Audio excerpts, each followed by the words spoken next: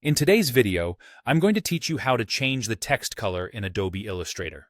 Whether you're a seasoned designer or just dipping your toes into the world of graphic creation, mastering this fundamental skill can really elevate your projects. So, let's dive straight into the process. First things first, you need to have your text ready in Adobe Illustrator. Once you have your text laid out, select it. You can do this using either the Type tool, which you'll find by pressing the shortcut T, or the Selection tool, accessible via the shortcut V. Both tools will allow you to highlight or select your text.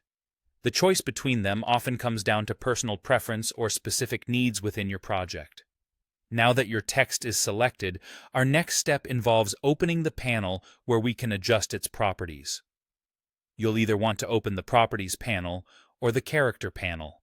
If you don't see these panels docked on your screen, don't worry.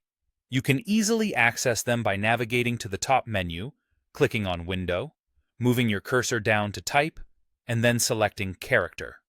This will bring up all the controls you need in one convenient place. As we proceed, draw your attention to the Fill Color box within the panel. This is where you're going to make the magic happen. The Fill Color box defines the interior color of your text, essentially the text color. It's crucial to ensure this is the box you're interacting with, not the stroke box, which impacts the outline of your text instead. Clicking on the Fill Color box will open a range of options for selecting a new color. You have several pathways here. You can choose a color from the Swatches panel, which provides a selection of preset colors. Alternatively, opt for the Color Picker, where you have more freedom to explore shades and tones until you find the perfect match. If precision is key, you can also enter specific color values, such as RGB or CMYK numbers, to achieve the exact hue you envision. Once you've made your color selection, the magic happens automatically. The selected text immediately updates to reflect the new color choice, giving you instant feedback on your decision. This allows you to quickly assess whether the chosen color aligns with your design goal.